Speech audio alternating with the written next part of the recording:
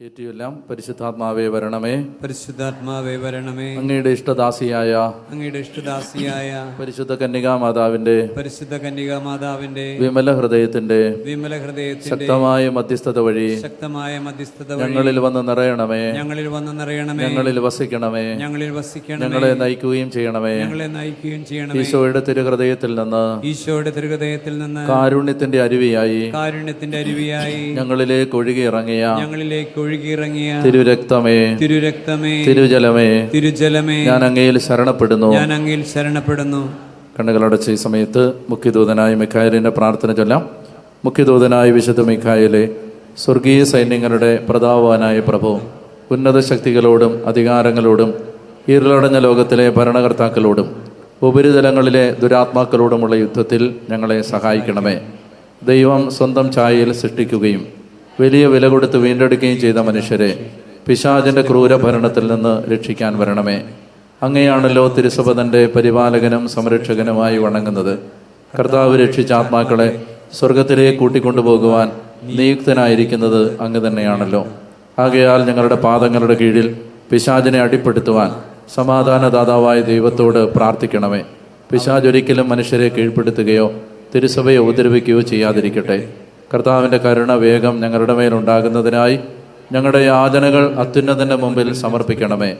ദുഷ്ടജന്തുവും പഴയ സർപ്പവുമായ സാത്താനെയും അവൻ്റെ സൈന്യത്തെയും പിടിച്ചുകെട്ടി പാതാളത്തിൽ തള്ളി താഴ്ത്തണമേ. അവ മേലാൽ ഒരിക്കലും ജനങ്ങളെ വഴിതെറ്റിക്കാതിരിക്കട്ടെ. ആമേൻ. ഹല്ലേലൂയ. പരിശുദ്ധ അമ്മയുടെ വിമല ഹൃദയത്തിലേക്ക് ഈ സന്ധ്യയെ സമർപ്പിക്കാം. ഒരുമിച്ച് പ്രാർത്ഥിക്കാം. കൃപ നിറഞ്ഞ മറിയമേ, സമാധാനം. നമ്മുടെ കർത്താവ് നിന്നോടുകൂടെ, നീ സ്ത്രീകളിൽ അനുഗ്രഹിക്കപ്പെട്ടവളാവുന്നു. നിന്റെ ഉദരഫലമായ നമ്മുടെ കർത്താവ് ഈശോ മിശിഹാ വാഴ്ത്തപ്പെട്ടവനാകുന്നു. പരിശുദ്ധ മറിയമേ, തമ്പുരാന്റെ അമ്മേ, പാപികളായ ഞങ്ങൾക്ക് വേണ്ടി ഇപ്പോഴും എപ്പോഴും ഞങ്ങളുടെ മരണസമയത്തും തമ്പുരാനോട് അപേക്ഷിച്ചുകൊള്ളണമേ. ആമേൻ. കൃപ നിറഞ്ഞ മറിയമേ, സമാധാനം. നമ്മുടെ കർത്താവ് നിന്നോടുകൂടെ, നീ സ്ത്രീകളിൽ അനുഗ്രഹിക്കപ്പെട്ടവളാവുന്നു. നിന്റെ ഉദരഫലമായ നമ്മുടെ കർത്താവ് ഈശോ മിശിഹാ വാഴ്ത്തപ്പെട്ടവനാകുന്നു. പരിശുദ്ധ മറിയമേ, തമ്പുരാന്റെ അമ്മേ, പാപികളായ ഞങ്ങൾക്ക് വേണ്ടി ഇപ്പോഴും എപ്പോഴും ഞങ്ങളുടെ മരണസമയത്തും തമ്പുരാനോട് അപേക്ഷിച്ചു. നമ്മൾ ദിനവൃത്താന്ത പുസ്തകത്തിൽ ഒരു വചനം വായിച്ചുകൊണ്ട് തുടങ്ങാം. 2 ദിനവൃത്താന്തം 16-ാം അധ്യായം 9-ാമത്തെ തിരുവചനം. 2 ദിനവൃത്താന്തം 16-ാം അധ്യായം 9-ാം തിരുവചനം. 2 ക്രോണിക്കിൾസ് 16:9 വായിക്കാം. തൻ്റെ മുൻപിൽ നിഷ്കളങ്കരായി വ്യാപരിക്കുന്നവർക്ക് വേണ്ടി, തൻ്റെ മുമ്പിൽ നിഷ്കളങ്കരായി വർത്തിക്കുന്നവർക്ക് വേണ്ടി തൻ്റെ ശക്തി പ്രകടിപ്പിക്കാൻ കർത്താവിൻ്റെ കണ്ണുകൾ ഭൂമിയിലുടനീളം പായുന്നു. ഒന്നുകൂടെ വായിക്കാം. തൻ്റെ മുൻപാകെ നിഷ്കളങ്കരായി വർത്തിക്കുന്നവർക്ക് വേണ്ടി തൻ്റെ ശക്തി പ്രകടിപ്പിക്കാൻ കർത്താവിൻ്റെ കണ്ണുകൾ ഭൂമിയിലുടനീളം പായുകയാണ്. അതായത് ദൈവത്തിൻ്റെ മുമ്പിൽ നിഷ്കളങ്കതയോടെ, ഏകാഗ്രതയോടെ, ഒരു വീട്ടമ്മയുടെ, നമ്മുടെ നാട്ടുമ്പുറത്തെ സാധാരണ ഒരു അമ്മച്ചിയുടെ ഒരു സാധാരണ വിശ്വാസത്തിൽ, മറ്റ് സങ്കീർണതകളൊന്നുമില്ലാതെ നിർമ്മലമായി നിഷ്കളങ്കമായി വിശ്വസിക്കുന്നവർക്ക് വേണ്ടി തൻ്റെ ശക്തി പ്രകടിപ്പിക്കാൻ കർത്താവിൻ്റെ കണ്ണുകൾ ഭൂമിയിലുടനീളം പായുകയാണ്. കർത്താവ് അങ്ങനെയുള്ളവരെ അന്വേഷിച്ചുകൊണ്ടിരിക്കുകയാണ്. അതുകൊണ്ട് നമ്മൾ കൺവെൻഷൻ്റെ 2-ാമത്തെ രാത്രിയിൽ നമുക്ക് എളിമയോടെ നമ്മുടെ ജീവിതത്തെ കർത്താവിന് സമർപ്പിക്കാം. കർത്താവ് എന്ത് പറയുന്നു അതിനെ ചോദ്യം ചെയ്യാതെ സ്വീകരിക്കാൻ, ദൈവസ്വരത്തെ ശ്രദ്ധയോടെ കേൾക്കാൻ ഒരു ആഗ്രഹമുണ്ടാവാൻ പ്രാർത്ഥിച്ചുകൊണ്ട് നമുക്ക് ഇന്നത്തെ വചനചിന്തകളിലേക്ക് കടക്കാം. ഒരു വചനം കൂടി സമാനമായ ഒരാശയം സങ്കീർത്തനം 147-ാമത്തെ സങ്കീർത്തനത്തിലുണ്ട്. 147-ാം സങ്കീർത്തനം. സങ്കീർത്തനങ്ങൾ 147 വാക്യം 10-11 വാക്യങ്ങൾ. സങ്കീർത്തനം 147 വാക്യം 10-11 വായിക്കാം. ഉച്ചത്തിൽ ഇങ്ങനെ വായിച്ചോ, ഉറക്കെ വായിച്ചേ. പടക്കുതിരയുടെ ബലത്തിൽ അവിടുന്ന് സന്തോഷിക്കുന്നില്ല. ഓട്ടക്കാരൻ്റെ വേഗതയിൽ അവിടുന്ന് പ്രസാദിക്കുന്നില്ല. തന്നെ ഭയപ്പെടുകയും തൻ്റെ കാരുണ്യത്തിൽ പ്രത്യാശ വെക്കുകയും ചെയ്യുന്നവരിലാണ് കർത്താവ് പ്രസാദിക്കുന്നത്. എപ്പോഴും നിഷ്കളങ്ക ഹൃദയത്തോടെ കാര്യങ്ങളെ കോംപ്ലിക്കേറ്റഡ് ആക്കുന്നവരോട് കർത്താവിന് പ്രസാദമില്ല. കാര്യങ്ങളെ സങ്കീർണമാക്കുന്നവരോട്, അല്ലേ? വചനം പറയുന്നുണ്ട്, ദൈവം മനുഷ്യനെ സൃഷ്ടിച്ചത് സരള ഹൃദയനായിട്ടാണ് എന്ന് പറഞ്ഞാൽ കാര്യങ്ങളെ നമ്മൾ എന്താണ്, ഒരു കാര്യം കർത്താവ് ഇതാ നിന്നെ തൊടും എന്ന് പറഞ്ഞാൽ അതിന് വേറെ അർത്ഥമൊന്നുമില്ല, തൊടുമെന്നാണ് എൻ്റെ അർത്ഥം. അല്ലാതെ ഇപ്പം തൊടുവോ, ഇത്രയും നാളും തൊട്ടില്ലല്ലോ, അങ്ങനെയൊക്കെ പലരും പറയും. കാര്യങ്ങളെ ഒന്ന് സങ്കീർണമാക്കരുത്. നിഷ്കളങ്ക ഹൃദയത്തോടെ നമ്മൾ ദൈവത്തിൻ്റെ സ്വരം കേൾക്കുമ്പോഴാണ് കർത്താവ് നമ്മളിൽ പ്രവർത്തിക്കുന്നത്. അപ്പോൾ വചനം പറയുന്നത് എങ്ങനെയാണ്? ദൈവം മനുഷ്യനെ സരള ഹൃദയനായി സൃഷ്ടിച്ചു എന്ന് പറഞ്ഞേ. ദൈവം മനുഷ്യനെ എന്താണ് സരള ഹൃദയൻ? പണ്ട് ഈ പെന്തക്കോസ്ത സഹോദരങ്ങൾ കൊടുക്കുന്ന ഒരു ട്രാക്റ്റ് ഉണ്ടായിരുന്നു, തമ്പിയുടെ ഹൃദയം. നിങ്ങൾ കണ്ടിട്ടുണ്ടോ? ട്രെയിനിലും ബസ്സിലും ഒക്കെ ഇങ്ങനെ നല്ലൊരു ലഘുലേഖയാണ് യേശുവിനെ കുറിച്ചുള്ള. തമ്പിയുടെ ഹൃദയം എന്ന് പറഞ്ഞ പോലെ സരളയുടെ ഹൃദയമാണോ സരള ഹൃദയം? അല്ല, പിന്നെന്താ? സരള ഹൃദയം എന്ന് പറഞ്ഞാൽ എന്താ?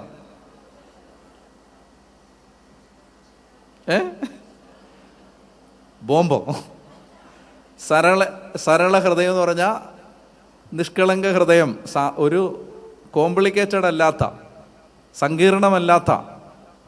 അപ്പോൾ വചനം പറയുകയാണ്, ദൈവം മനുഷ്യനെ സരള ഹൃദയനായി സൃഷ്ടിച്ചു.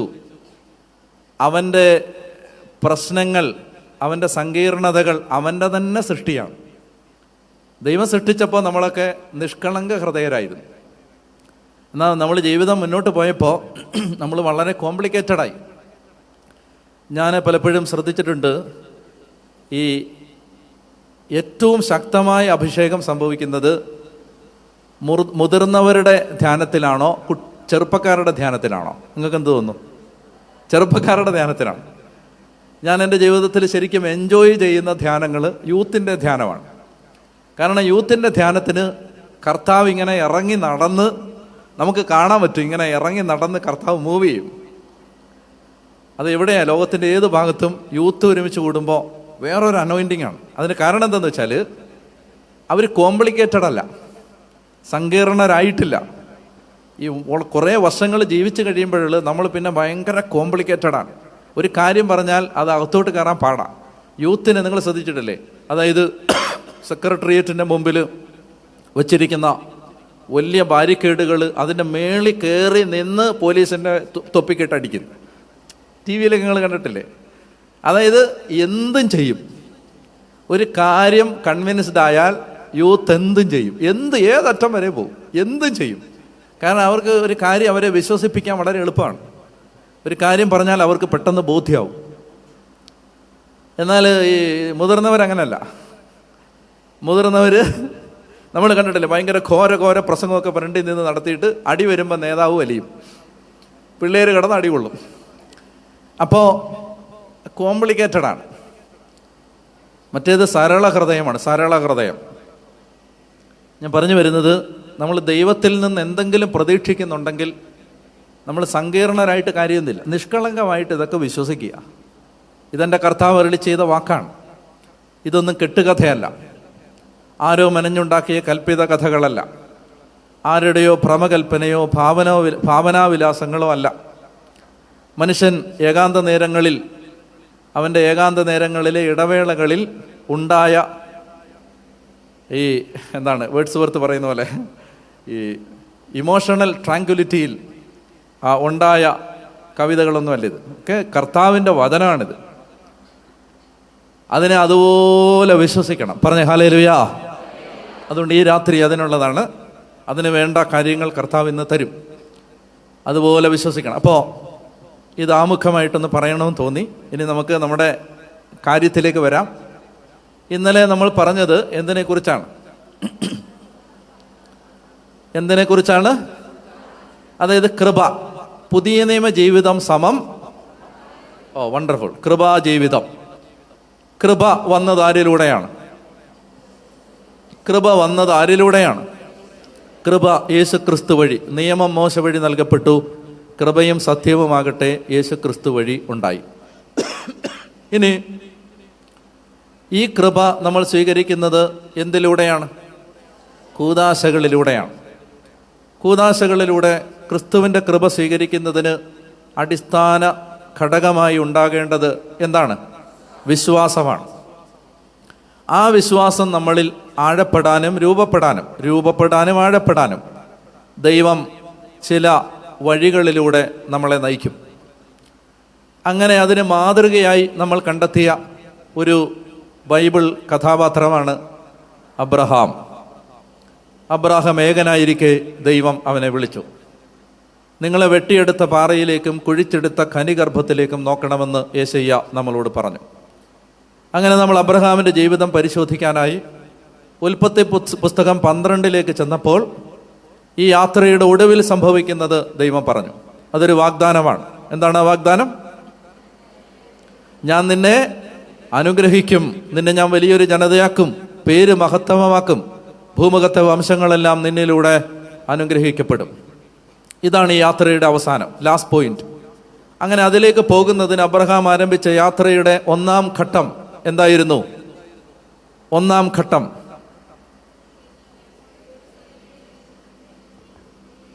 ആ യാത്രയുടെ ജേർണി പോയിന്റ് 1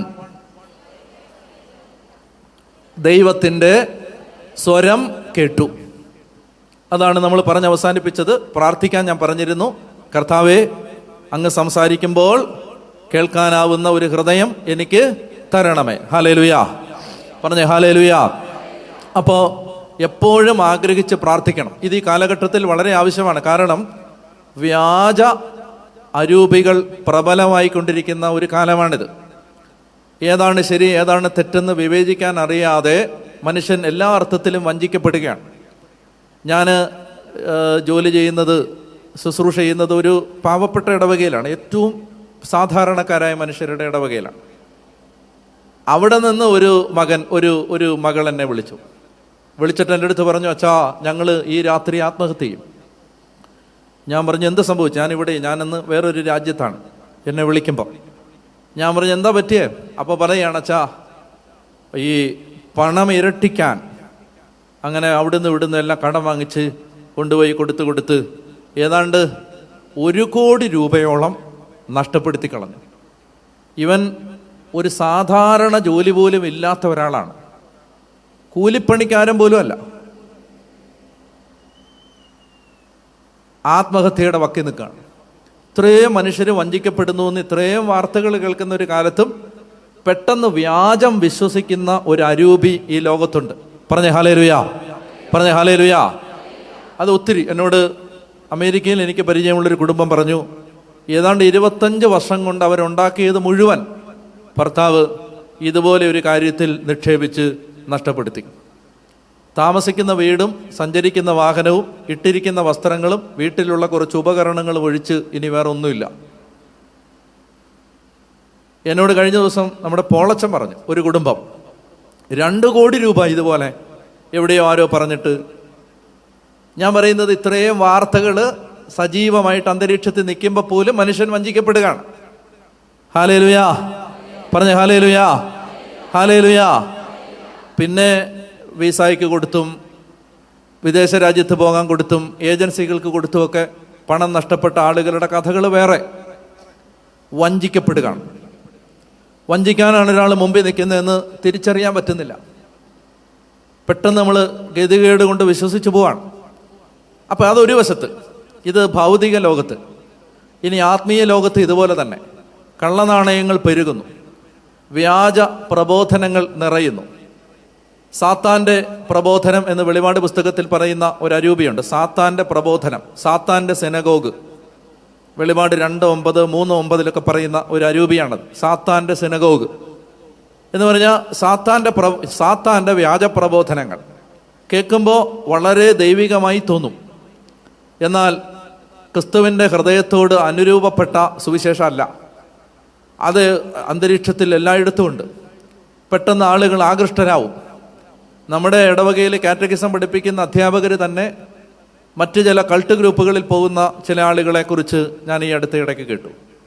അവർ നമ്മുടെയൊക്കെ ഇടവകളിലെ കാറ്റഗിസം ടീച്ചേഴ്സാണ്. എന്നാൽ പോകുന്നത് വേറെ പ്രാർത്ഥനകൾക്കാണ്. അവർക്ക് അറിയാൻ പറ്റുന്നില്ല ഇത് വ്യാജ അരൂപിയാണ്.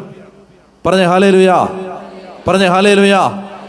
അപ്പോൾ നമുക്ക് ഈ കാലഘട്ടത്തിൽ നമ്മൾ ഏറ്റവും കൂടുതൽ പ്രാർത്ഥിക്കേണ്ട ഒരു വിഷയമാണ്, കർത്താവേ അങ്ങയുടെ സ്വരം കേൾക്കാൻ എന്നെ സഹായിക്കണമേ. ദൈവം സംസാരിക്കുന്നത് എനിക്ക് കേൾക്കാൻ പറ്റണം. ഒരിക്കലും ഞാൻ പിശാചിൻ്റെ സ്വരം ദൈവസ്വരമായി തെറ്റിദ്ധരിക്കാൻ പാടില്ല. ഇത് ജീവിത വിജയത്തിന് വളരെ അത്യാവശ്യമാണ്. ദൈവം സംസാരിക്കുന്നത് എപ്പോഴാണെങ്കിലും കേൾക്കാൻ പറ്റണം. പറഞ്ഞേ ഹല്ലേലൂയാ. അതിനുവേണ്ടി ആഗ്രഹിക്കണം. അങ്ങനെ അപ്പം അത് നിങ്ങൾ നിസ്സാരമായിട്ട് എടുക്കരുത്. ഞാൻ നിങ്ങളോട് പറയുകയാണ്, ഇതിനെ നിങ്ങൾ നിസ്സാരമായിട്ട് എടുക്കരുത്. ഇതിനെ നിങ്ങൾ ഗൗരവമായിട്ട് എടുത്താൽ, ഞാൻ ഇന്നലെ പറഞ്ഞ പോലെ, അറിയേണ്ടത് അറിഞ്ഞാൽ എല്ലാം ദൈവം തരും. പറഞ്ഞു ഓർക്കുന്നുണ്ടോ? നമ്മൾ അറിയേണ്ട. അപ്പോൾ പൗലോസ് അപ്പോസ്തലൻ, ഞാൻ പറഞ്ഞു 3000-ഓളം പ്രോസ്റ്റിറ്റ്യൂട്ട്സ് ഉണ്ടായിരുന്ന ഒരു നഗരത്തിൽ നിന്ന് പൗലോസ് അപ്പോസ്തലൻ വിളിച്ചു പറഞ്ഞു, നിങ്ങളുടെ ഇടയിലായിരുന്നപ്പോൾ യേശുക്രിസ്തുവിനെ കുറിച്ചല്ലാതെ, അതും ക്രൂശിതനായവനെ കുറിച്ചല്ലാതെ മറ്റൊന്നിനെക്കുറിച്ചും അറിയേണ്ടതില്ലെന്ന് ഞാൻ തീരുമാനിച്ചു. പത്രോസ് അപ്പോസ്തലൻ 2-ാം ലേഖനത്തിൽ പറഞ്ഞു, നിങ്ങളെ വിളിച്ച ദൈവത്തെക്കുറിച്ചും യേശുക്രിസ്തുവിനെക്കുറിച്ചുമുള്ള പരിജ്ഞാനം മൂലം നിങ്ങളിൽ 2 കാര്യങ്ങൾ വർദ്ധിക്കും. എന്തൊക്കെ? നിങ്ങൾ പറയത്തില്ലെന്ന് എനിക്കറിയാം.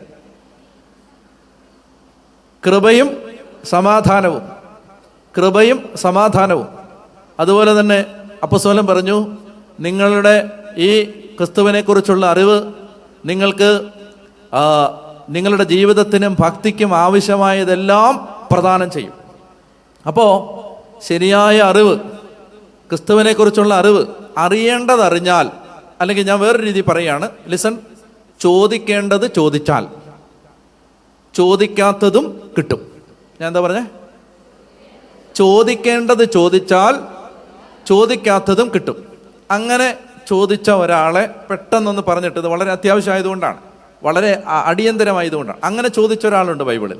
അദ്ദേഹത്തിൻ്റെ പേരാണ് സോളമൻ. നമുക്ക് അതൊന്ന് വായിച്ചിട്ട് മുന്നോട്ട് പോകാം.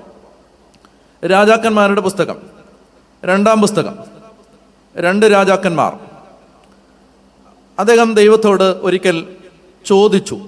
2 രാജാക്കന്മാർ, 2 രാജാക്കന്മാരല്ല, 1 രാജാക്കന്മാർ.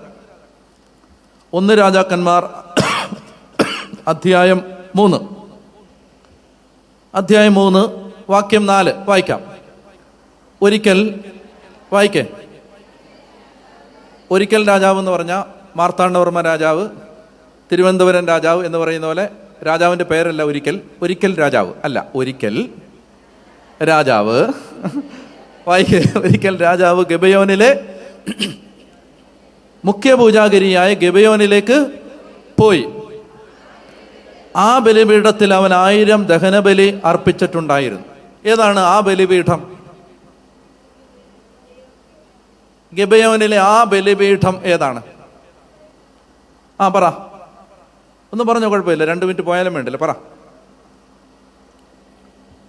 ഗിബെയോനിലെ, അതിനുത്തരം പറഞ്ഞാൽ നിങ്ങൾ ബൈബിൾ വായിച്ചിട്ടുണ്ടെന്ന് ഞാൻ സമ്മതിക്കാം. ഗിബെയോനിലെ മുഖ്യ പൂജാഗിരിയിലെ ആ ബലിപീഠത്തിൽ അവൻ 1000 ദഹനബലി അർപ്പിച്ചിട്ടുണ്ട്. ഏതാണ് ആ ബലിപീഠം? ജെറുസലേം ദേവാലയമൊന്നും പണിഞ്ഞിട്ടില്ല ഈ സമയത്ത്. അതായത് മോശയോട് ദൈവം കൽപ്പിച്ച പ്രകാരം സമാഗമ കൂടാരത്തിൻ്റെ പ്രാകാരത്തിൽ വെച്ചിരുന്ന, ബലിയർപ്പിച്ചിരുന്ന ഒരു ബലിപീഠം ഉണ്ടല്ലോ, ആ ബലിപീഠമാണത്.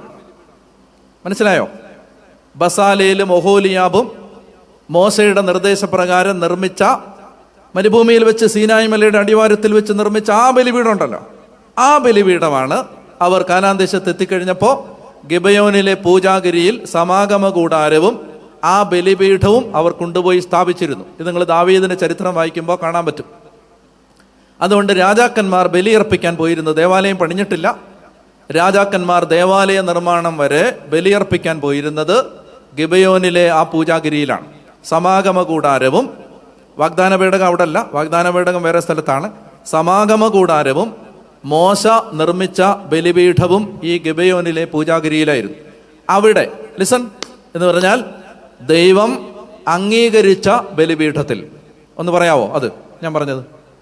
ദൈവം അംഗീകരിച്ച ബലിപീഠത്തിൽ അവൻ 1000 ദഹനബലി അർപ്പിച്ചിട്ടുണ്ടായിരുന്നു.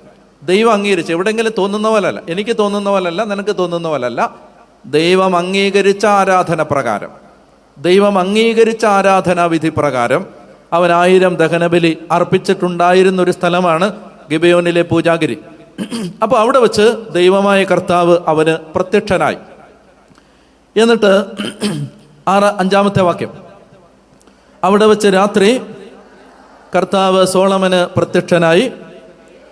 ദൈവം അവനോട് അരുളി ചെയ്തു, നിനക്ക് എന്ത് വേണമെന്ന് പറഞ്ഞുകൊള്ളുക. അപ്പൊ ഈ സമയത്ത് അദ്ദേഹം ചോദിക്കുന്നത് വാക്യം 9, പെട്ടെന്ന് പോവാണ്, സമയമില്ലാത്തോണ്ട് വാക്യം 9 അദ്ദേഹത്തിന്റെ ചോദ്യം, ഈ മഹാജനത്തെ ഭരിക്കാൻ ആർക്ക് കഴിയും? ആകയാൽ നന്മയും തിന്മയും വേർതിരിച്ചറിഞ്ഞ് അങ്ങയുടെ ജനത്തെ ഭരിക്കാൻ പോരുന്ന വിവേകം ഈ ദാസന്. ഇപ്പോൾ POC മലയാളം ബൈബിള് പരിഷ്കരിച്ചിട്ടുണ്ട്. പരിഷ്കരണം പൂർത്തിയായിട്ടില്ല, ഇനിയും പരിഷ്കരിച്ചുകൊണ്ടിരിക്കുകയാണ്. എന്നാലും ഒരു പതിപ്പ് ഇറങ്ങിയിട്ടുണ്ട്, അതിനിയും പരിഷ്കരിക്കുമെന്നാണ് ഞാൻ അറിഞ്ഞത്. എന്തായാലും ഈ പരിഷ്കരിച്ച വിവർത്തനത്തിലെ ട്രാൻസ്ലേഷൻ കറക്റ്റാണ്, ഈ വിവേകം അല്ല. ഹെബ്രായ ബൈബിളിൽ കൊടുത്തിരിക്കുന്ന ആ വാക്കിൻ്റെ കൃത്യമായ പരിഭാഷ വിവേകമെന്നല്ല, ശ്രവിക്കുന്ന ഹൃദയം എന്നാണ്. എന്താണ് ആ വാക്ക്? ശ്രവിക്കുന്ന ഹൃദയം, ലിസണിങ് ഹാർട്ട് എന്നാണ്. Listening heart. ഇപ്പോൾ പരിഷ്കരിച്ച ബൈബിളിൽ അത് കറക്റ്റാണ്, ഇതിനകത്ത് അത് കറക്റ്റ് അല്ല, വിവേകമല്ല. പിന്നെന്താ ചോദിച്ചത്? ശ്രവിക്കുന്ന ഹൃദയം, അതാണ് കറക്റ്റ്. ശ്രവിക്കുന്ന ഹൃദയം, ലിസണിങ് ഹാർട്ട്. കർത്താവേ, ഈ മഹാജനത്തെ ഭരിക്കാൻ എനിക്ക് എന്ത് വേണം? പറയൂ. കേട്ടില്ല. ശ്രവിക്കുന്ന ഹൃദയം, ഇതാണ് അദ്ദേഹം ചോദിച്ചത്, വേറൊന്നും ചോദിച്ചില്ല. ഈ ഒറ്റ കാര്യം ചോദിച്ചു, കർത്താവേ, എനിക്ക് നീ സംസാരിക്കുമ്പോൾ കേൾക്കാൻ പറ്റുന്ന ഒരു ഹൃദയം എനിക്ക് തരണമേ. അടുത്ത വാക്യം, സോളമന്റെ ഈ അപേക്ഷ ദൈവത്തിന് തീരെ ഇഷ്ടപ്പെട്ടില്ല. നിങ്ങളുടെ ബൈബിളിൽ എങ്ങനെ പരിഷ്കരിച്ചതാണ് ഞാൻ വായിച്ചത്. ദൈവത്തിന് വളരെ ഇഷ്ടപ്പെട്ടു. അതായത് അപ്പം ഞാൻ പറയാണ് നിങ്ങളോട്, ഈ എല്ലാം ഒന്നും ചോദിച്ചാൽ ദൈവത്തിന് തീരെ ഇഷ്ടപ്പെടണമെന്നില്ല. കറക്റ്റായിട്ടുള്ളത് ചോദിച്ചാൽ ഭയങ്കര ഇഷ്ടമാണ്. ചോദിക്കേണ്ടത് ചോദിക്കണം. അപ്പം അദ്ദേഹം വേറൊന്നും ചോദിക്കാതെ, ബാലൻ ചെറുപ്പക്കാരനാണ്, അദ്ദേഹം വേറൊന്നും ചോദിക്കാതെ, കർത്താവേ, എനിക്ക് നീ സംസാരിക്കുമ്പോൾ കേൾക്കാൻ പറ്റുന്ന ഒരു ഹൃദയം തരണേ എന്ന് ചോദിച്ചു. കർത്താവ് പറഞ്ഞു, മക്കളെ, നിന്റെ ഈ അപേക്ഷ എനിക്ക് വളരെ പ്രീതികരമായി. അവിടുന്ന് അവനോട് അരുളി ചെയ്തു, നീ ദീർഘായുസ് ചോദിച്ചില്ല, സമ്പത്ത് ചോദിച്ചില്ല, ശത്രു സംഹാരം ആവശ്യപ്പെട്ടില്ല, മറിച്ച് നീതി നിർവഹണത്തിന് വേണ്ട ശ്രവിക്കുന്ന ഹൃദയം മാത്രമാണ് ചോദിച്ചത്. അതുകൊണ്ട് നിന്റെ അപേക്ഷ ഞാൻ പറയൂ സ്വീകരിച്ചിരിക്കുന്നു. ഈ പ്രാർത്ഥന കേട്ടിരിക്കുന്നു. നിന്റെ അപേക്ഷ ഞാൻ സ്വീകരിച്ചു. ജ്ഞാനവും വിവേകവും ഞാൻ നിനക്ക് തരുന്നു. ഇക്കാര്യത്തിൽ നിനക്ക് തുല്യനായി ആരും ഉണ്ടായിട്ടില്ല, ഇനി ആരും ഉണ്ടാവത്തുമില്ല. മാത്രമല്ല, അതാണ് നിങ്ങൾ ഉറക്കെ വായിക്കേണ്ടത്. അടുത്തിരിക്കുന്ന ബൈബിൾ കൊണ്ടുവരാത്ത ആ ചേട്ടനും ചേച്ചിയും കൂടെ കേൾക്കട്ടെ, നിങ്ങൾ ഉറക്കെ വായിക്കണം. എന്താണ് മാത്രമല്ല? നീ ചോദിക്കാത്തത് കൂടി ഞാൻ നിനക്ക് തരുന്നു. ഹല്ലേലൂയ. അതാണ് അതിൻ്റെ സംഭവം. ഇതൊക്കെ ഉണ്ടല്ലോ, ഇതൊക്കെ നിങ്ങൾ കണ്ണും പൂട്ടി വിശ്വസിച്ചാൽ നിങ്ങളുടെ ജീവിതം പഴയതുപോലെ ആവില്ല. നിങ്ങളുടെ ജീവിതത്തിന് മറ്റേത് ജീവിതത്തെക്കാളും ക്വാളിറ്റേറ്റീവായ വ്യത്യാസം ഉണ്ടാവും. അതായത് നിങ്ങൾ ചപ്പും ചവറും ഒന്നും ചോദിക്കത്തില്ല, ചോദിക്കേണ്ടതേ ചോദിക്കൂ. ചോദിക്കേണ്ട വളരെ പ്രധാനപ്പെട്ട ഒരു കാര്യം ഇതാണ്. കർത്താവേ, നീ സംസാരിക്കുമ്പോൾ സാമുവേൽ പറയുന്നത് പോലെ ദാസൻ ഇതാ ശ്രവിക്കുകയാണ്, എനിക്ക് ശ്രവിക്കാനുള്ള ഒരു ഹൃദയം തരണേ എന്ന് അദ്ദേഹം ചോദിച്ചപ്പോൾ കർത്താവ് പറഞ്ഞു, മാത്രമല്ല ഞാൻ നിനക്ക് ചോദിക്കാത്തത് കൂടി തരുന്നു. വായിക്കാം. നിന്റെ ജീവിതകാലം മുഴുവൻ സമ്പത്തും മഹത്വവും മറ്റൊരു രാജാവിനും ഇല്ലാത്ത വിധം നിനക്കുണ്ടായിരിക്കും. ഒന്നുറക്കെ പറഞ്ഞേ ഹല്ലേലൂയ. ഇതൊക്കെ സംഭവിക്കണം ദൈവജനത്തിനിടയിൽ. അതായത് ഇതൊക്കെയാണ് സഭയിൽ സംഭവിക്കേണ്ടത്. നമ്മുടെ ഇടവകകളിൽ ഇതാണ് സംഭവിക്കേണ്ടത്. പഠനം ഉണ്ടാവണം. പറഞ്ഞേ ഹല്ലേലൂയ. മനസ്സിലായോ? കെട്ടിടങ്ങൾ ഉയരുന്നതിനേക്കാൾ ദൈവജനത്തിന്റെ പ്രബോധനം ഉയരണം. അവരുടെ അറിവിന്റെ നിലവാരം, ഏതറിവാണ്? ലോകത്തിന്റെ അറിവല്ല, ആത്മീയ അറിവ് വർദ്ധിക്കുന്ന ഒരു ജനതയുണ്ടായാൽ സഭയിലെ ഒരുമാതിരിപ്പെട്ട പ്രശ്നങ്ങളെല്ലാം തീരും. പറഞ്ഞേ ഹല്ലേലൂയാ, ഹല്ലേലൂയാ. ഇത് ലോകത്തിന്റെ സ്വരമാണ് സഭ കേൾക്കുന്നത്. സഭയെന്ന് ഞാൻ പറയുമ്പോൾ നമ്മളെല്ലാം ലോകത്തിന്റെ സ്വരമാണ്, ലോകം പറയുന്നതാണ് കേൾക്കുന്നത്. അപ്പൊ ലോകം പറയുന്നത് കേട്ടാൽ അതിന് ഉത്തരവില്ല. സഭയിൽ അതിന് പിന്നെ പ്രതിസന്ധികൾക്കൊന്നും ഒരു പരിഹാരമില്ല. എന്ത് ചെയ്യണം? ഒരാൾ കേട്ടാ പോരാ, ദൈവം പറയുന്നത് എന്താണെന്ന് കേൾക്കുന്നത്. അതായത് ക്രിസ്തു ഈ വിഷയത്തിൽ എന്ത് പറയുന്നു എന്നൊരാൾ കേട്ടാൽ അവിടെ പ്രശ്നം തീർന്നു. പറഞ്ഞേ ഹല്ലേലൂയാ. പിന്നെ അവിടെ ഒരു പ്രശ്നമില്ല. എന്ത് പ്രശ്നം? പിന്നെ ഈശോ എന്നാ പറയുന്നു ഇതിനകത്ത്? ഈശോ പറയുന്നത് വഴക്കുണ്ടാക്കരുതെന്നാ. തീർന്നില്ലേ? പരിപാടി തീർന്നില്ല. ഇവിടെ ക്രിസ്തു പറയുന്നതിന് ഒരു വിലയില്ല. ദൈവം സംസാരിക്കുന്നത് കേൾക്കാൻ ആരുമില്ല. അപ്പോൾ ഞാൻ പറഞ്ഞു വരുന്നത്, നിങ്ങൾ ഒരു കുടുംബത്തിലാവട്ടെ, വ്യക്തിപരമായ ജീവിതത്തിലാവട്ടെ, സമർപ്പണ ജീവിതത്തിലാവട്ടെ, ഇതാണ് നമുക്ക് ആവശ്യമുള്ളത്. കർത്താവ് സംസാരിക്കുന്നത് കേൾക്കാൻ പറ്റണം. ഇതാണ് നമുക്ക് ഈ കാലഘട്ടത്തിൽ സഭയ്ക്ക് ആവശ്യമുള്ളത്. അതുകൊണ്ട് നിങ്ങളുടെ കുഞ്ഞുങ്ങളെ ഇത് പഠിപ്പിക്കണം. ചെറിയ പ്രായം മുതലേ കുഞ്ഞുങ്ങളെ പഠിപ്പിക്കണം. എന്താണ്? ജ്ഞാനത്തിന് വേണ്ടി പ്രാർത്ഥിക്കാൻ പഠിപ്പിക്കണം. കുഞ്ഞുങ്ങളായിരിക്കുന്ന സമയത്ത് തന്നെ പ്രാർത്ഥിക്കണം. പെൻസിൽ കിട്ടാൻ പ്രാർത്ഥിക്കാൻ പഠിപ്പിക്കുന്നതിന് മുമ്പേ, പേന കിട്ടാൻ, സൈക്കിൾ കിട്ടാൻ പ്രാർത്ഥിക്കാൻ പഠിപ്പിക്കുന്നതിന് മുമ്പേ, പരീക്ഷയിൽ ജയിക്കാൻ നോമ്പെടുക്കാൻ പഠിപ്പിക്കുന്നതിന് മുമ്പേ, എൻ്റെ കുഞ്ഞെ നിനക്ക് ജ്ഞാനം കിട്ടാൻ പരിശുദ്ധാത്മാവിനോട് പ്രാർത്ഥിക്കും. ജ്ഞാനം കിട്ടാൻ പ്രാർത്ഥിച്ചാൽ ഈശോ ജ്ഞാനത്തിലും പ്രായത്തിലും ദൈവത്തിൻ്റെയും മനുഷ്യരുടെയും പ്രീതിയിലും വളർന്നു വന്നതുപോലെ ജ്ഞാനത്തിലും പ്രായത്തിലും വളരണം. ബയോളജിക്കൽ ഗ്രോത്ത് മാത്രം പോരാ, ആത്മീയ അറിവിലും വളരണം. അങ്ങനെ വളർന്ന ഒരു ജനത ഉണ്ടായാൽ ദൈവപ്രീതിയിലും മനുഷ്യപ്രീതിയിലും വളരാൻ പറ്റും. അപ്പോൾ ചോദിക്കേണ്ടത് ചോദിച്ചാൽ, ബാക്കി പറയൂ, ചോദിക്കാത്തത് കൂടി ദൈവം നമുക്ക് തരും എന്നൊക്കെ പറഞ്ഞേ ഹല്ലേലൂയാ, ഹല്ലേലൂയാ. അങ്ങനെ പറഞ്ഞ് ഞാൻ അതിൻ്റെ ഈ യാത്രയുടെ 1-ാം ഘട്ടം അവസാനിപ്പിക്കുകയാണ്. ദൈവത്തിൻ്റെ സ്വരം അബ്രാഹാം കേട്ടു. ഇനി അബ്രാഹത്തിൻ്റെ ജീവിതത്തെ മുന്നോട്ട് നയിക്കുന്നത് ഓരോ ഘട്ടത്തിലും ദൈവത്തിൻ്റെ സ്വരമാണ്. അത് കേട്ട് മുന്നോട്ട് പോകുമ്പോഴാണ് അബ്രാഹത്തിൻ്റെ ജീവിതം അനുഗ്രഹമായി വിശ്വാസികളുടെ പിതാവായി മാറുന്നത്. അപ്പോൾ അത് കഴിഞ്ഞ് ഇനി നമുക്ക് ഉൽപ്പത്തി പുസ്തകം 12 മടങ്ങി വരാം. 12-ാം അധ്യായത്തിൻ്റെ 1-ാമത്തെ വാക്യം ഉച്ചത്തിൽ വായിക്കാം. ഉൽപ്പത്തി 12 1-ാമത്തെ വാക്യം വായിക്കാം. കർത്താവ് അബ്രാമിനോട് അരുളി ചെയ്തു, ഉച്ചത്തിൽ, നിന്റെ ദേശത്തെയും ബന്ധുക്കളെയും പിതൃഭവനത്തെയും വിട്ട് ഞാൻ കാണിച്ചു തരുന്ന ദേശത്തേക്ക് പോകണം. എന്നെ ശ്രദ്ധിക്കുക. 3 കാര്യങ്ങൾ ഉപേക്ഷിക്കാൻ ആവശ്യപ്പെട്ടു. 3 കാര്യങ്ങൾ തരാമെന്ന് പറഞ്ഞു. ഉപേക്ഷിക്കാൻ ആവശ്യപ്പെട്ട 3 കാര്യങ്ങൾ: ദേശം 1, 2 പിതൃഭവനം, 3 ബന്ധുക്കൾ. തരാമെന്ന് പറഞ്ഞ കാര്യങ്ങൾ: നിനക്ക് ഞാനൊരു നാട് തരും, നിന്റെ സന്തതികളിൽ രാജപരമ്പരയുണ്ടാകും, നിന്റെ സന്തതിയിലൂടെ ലോകം മുഴുവൻ അനുഗ്രഹിക്കപ്പെടും. ഈ 3 കാര്യങ്ങളാണ് തരാമെന്ന് പറഞ്ഞത്. 1 ഒരു നാട്, 2 ഒരു രാജകീയ ജനത, 3 ഒരു യൂണിവേഴ്സൽ ബ്ലെസ്സിങ്, സാർവത്രിക അനുഗ്രഹം. നിന്റെ സന്തതിയിലൂടെ ഭൂമുഖത്തെ വംശങ്ങളെല്ലാം. ഈ 3 കാര്യങ്ങളും നിനക്ക് ഞാൻ തരും. നാട് തരും, ഒരു രാജകീയ ജനതയാക്കി നിന്റെ പരമ്പരയെ മാറ്റും, റോയൽ കിങ്ഡം ആക്കും. 3-ാമത്തേത്, നിന്റെ സന്തതിയിലൂടെ ഈ ലോകം മുഴുവൻ അനുഗ്രഹിക്കപ്പെടും. ഈ 3 വാഗ്ദാനം, 3 കാര്യങ്ങൾ ഉപേക്ഷിച്ചാൽ, അപ്പോൾ ദൈവം അബ്രാഹത്തെ 3 കാര്യങ്ങൾ ഉപേക്ഷിക്കാൻ ആവശ്യപ്പെട്ടത് എന്തിന്? ഇതാണ് ആദ്യത്തെ ചോദ്യം. എന്തിനാണ് ഉപേക്ഷിക്കാൻ? ഇത് തരുന്നതിന് ഉപേക്ഷിക്കേണ്ട ആവശ്യമുണ്ടോ? അതാണ് ആദ്യത്തെ ചോദ്യം. എന്തിനാണ് ഉപേക്ഷിക്കാൻ ആവശ്യപ്പെട്ടത്? അപ്പം അത് നിങ്ങൾക്ക് വ്യക്തമാക്കി തരാൻ ഞാൻ നിങ്ങളെ നിയമാവർത്തന പുസ്തകത്തിലേക്ക് ക്ഷണിക്കുകയാണ്. നിയമാവർത്തന പുസ്തകത്തിൽ മരുഭൂമിയിലൂടെ ജനം 40 വർഷം അലഞ്ഞു തിരിഞ്ഞതിൻ്റെ ദൈവശാസ്ത്രപരമായ ഒരു വിശദീകരണം നിയമാവർത്തന പുസ്തകത്തിൽ മോശ ഇസ്രായേൽക്കാർക്ക് വിവരിക്കുന്നുണ്ട്. പറഞ്ഞേ ഹല്ലേലൂയാ. ഇത് നമ്മളൊരു വചന ശുശ്രൂഷ ആയതുകൊണ്ട് ഇതൊരു സുവിശേഷ പ്രസംഗം മാത്രമല്ല, ഇതൊരു പ്രബോധനം കൂടിയാണ്. അതുകൊണ്ട് ഞാൻ ചില പശ്ചാത്തലങ്ങൾ കൂടി പറഞ്ഞു പോകുന്നത് അതുകൊണ്ടാണ്. അത് നിങ്ങൾക്ക് ബൈബിൾ വായിക്കുമ്പോൾ ബൈബിൾ മനസ്സിലാക്കാൻ സഹായിക്കും. ഇപ്പം നമ്മൾ വായിക്കാൻ പോകുന്നത് നിയമാവർത്തന പുസ്തകമാണ്. ഈ നിയമാവർത്തനം അതിൻ്റെ പേര് സൂചിപ്പിക്കുന്നത് പോലെ ഒത്തിരി കാര്യങ്ങൾ ആവർത്തനമാണ്.